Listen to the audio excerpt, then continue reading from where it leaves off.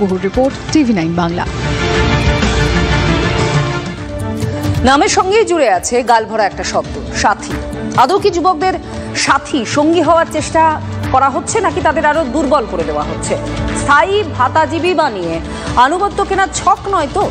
চন্দ্রকোনার এক আলু ব্যবসায়ী যুবক হাটে হাড়ি ভাঙলেন, দেখুন।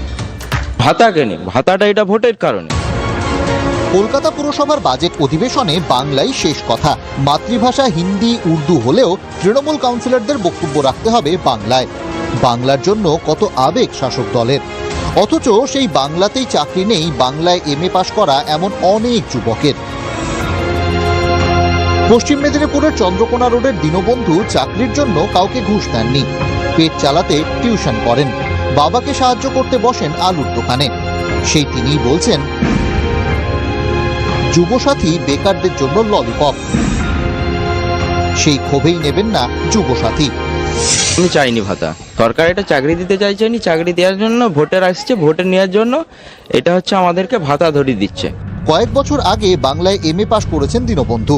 শিক্ষকতার চাকরি পেতে যাতে সুবিধে হয় তার জন্য করেছেন DLEDও। কিন্তু কোথায় চাকরি? চোখের সামনে দীনবন্ধুরা দেখছেন কিভাবে যোগ্যদের চাকরি চলে যায়। রাগঢাক না রেখেই তাই বলছেন, এসব প্রকল্প আসলে ভোট কেনার কৌশল।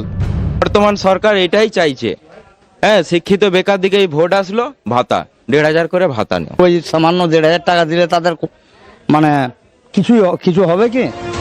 দীনবন্ধু ছোটদের পড়িয়ে আলু বেচে সংসার চালান। যাদের সেই সুযোগ নেই তাঁরাও বলছেন এসব ছেলে ভোলানো প্রকল্প। এই সমস্ত শিক্ষিত বেকার যুবকরা কি শুধুমাত্র ভাতার উপর নির্ভর করে আগামী দিনগুলো চলবে?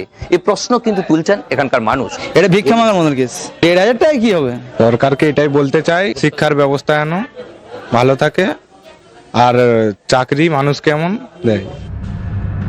যুবদের মনের কথা তবে কি শুনতে পাচ্ছে সরকার? শেষ পর্যন্ত সাথীহারা না হতে হয়।